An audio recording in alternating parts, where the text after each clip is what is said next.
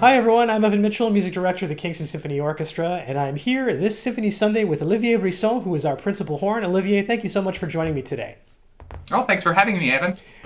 This is a fun video series for me because I love talking about music, and we had such a fabulous concert last season. This was the concert in which we performed Brahms's First Symphony, and of course, Brahms's First Symphony is a huge piece for the horn. It's a huge piece for everyone, but it really is a huge piece for the horn, and it's a delight to be able to talk to you about one of my very favorite works. So the first thing I want to ask you is about Brahms as a composer for horn parts. We've talked previously in other episodes of this series about how Brahms writes very idiomatically for certain instruments and less so for other instruments. And so that can Yeah, create an extra challenge because on the one hand, it's incredible music, but it can be very difficult or, a little uncomfortable to play. And that adds sort of an extra element to the whole smorgasbord of that is a Brahms symphony. So what was Brahms like as a composer for horn parts? well, Brahms is probably he's one of the biggest composer for us as a section and as an instrument. We saw the event of the rise of horn playing as the role that we have in the orchestra. It really took a big step in Beethoven's symphonies, and Brahms, being so close to a follower of Beethoven and all that he was doing, he really took that from him, and then he basically brought it to a whole other level. So you have those really interesting parts that have never really been heard of before in that context. Like the horns are extremely exposed in every one of the symphonies. There's always like really big staple horn parts that are corner pieces of our repertoire, and Sure. excerpts that we have to learn for auditions and all that sort of stuff. And in concerts, he's always exciting to play because we always feel as a section like it's me as a principal horn.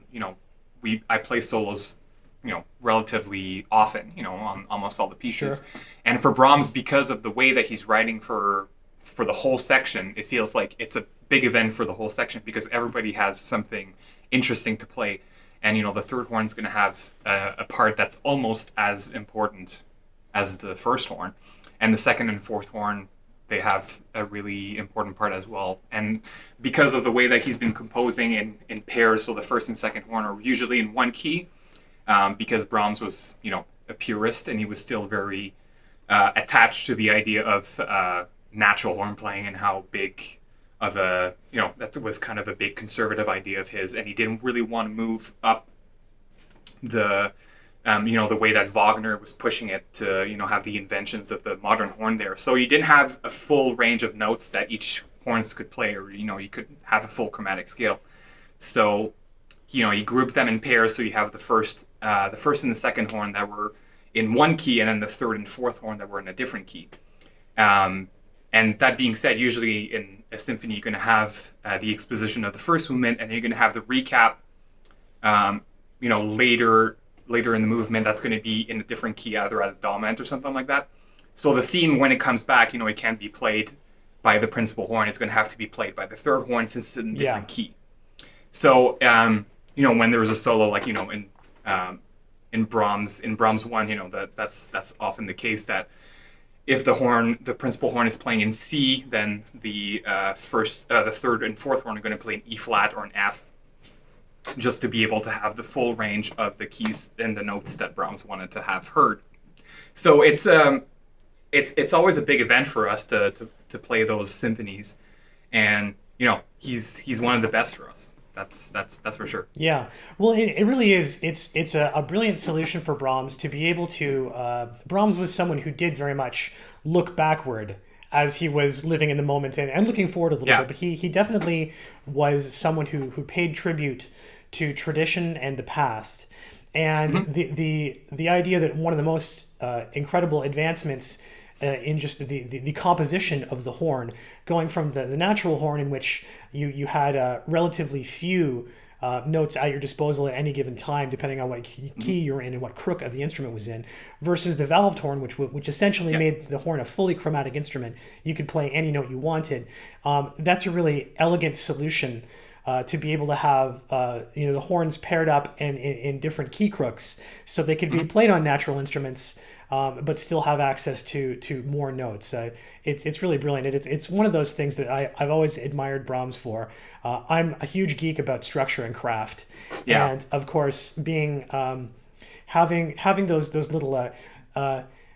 It's an interesting perspective to innovate by using something that was essentially from the past, and Yeah. it's a wonderful thing. Now, Brahms symphonies are very intensive, and as you mentioned, it's a big deal for every horn player in the section. Horns are featured front and center quite a bit in Brahms symphonies. This one very much. Actually, when I was preparing for this, I brought up the first horn part, and you're just playing for forever. I mean, occasionally you'll have like Yeah. a 10-bar rest or something, but you're playing an awful lot. So I find Brahms symphonies as a conductor, the level of focus that I need and the level of intellectual and emotional focus that I need is really very high. And I always feel exhausted at the end of a Brahms symphony. Does his horn writing make for an additional challenge for focus or endurance for you? Or does it sit well enough for you that in spite of the fact that you're playing a lot, it doesn't really tire you out and you can just enjoy yourself and really zone in on it? Well, surprisingly enough, like you said, when you look at the part, it looks like a lot, and it looks like it just the page is just covered with notes Yeah. from the beginning to the end. But I can say that Brahms is probably, surprisingly enough, one of the easiest ones in terms of endurance for us. And it sounds really bizarre to say that because we play all the time. Yeah. But it's a different type of horn playing that we need to do for Brahms symphonies than for like even for Beethoven. Sure. And then you can even look further to like Tchaikovsky here and stuff like this. The style in which that we need to play is a lot more closer related to the woodwinds than it is to the brass instruments. We have to play in a way that's more conservative, to blend into the style that Brahms wanted to hear, which is closer related to the horn as a woodwind more than as a brass instrument. So in those Tchaikovsky symphonies, you can have those big brassy moments, like in Czech 4 or something like that at the beginning, where the horns are, those big wall of sound, and it's something that is not very common in Brahms. You're going to have some instances of it, like we're going to talk about the beginning of the fourth movement of Brahms 1. It's very brief, and it still has an element of softness even in that aspect of harsher horn playing. So for us, that harshness when we have to play and when we have to have long sustained periods of time where we play loud, that is the tiring part of horn playing. I see. When we're just playing forever and then we don't have a lot of breaks and it's loud and stuff like that, And sustained. that's when it gets that's when it gets pretty difficult. And that's going to be the same thing in Beethoven as well, because sometimes Beethoven can be pretty harsh in the way that he writes, but Brahms,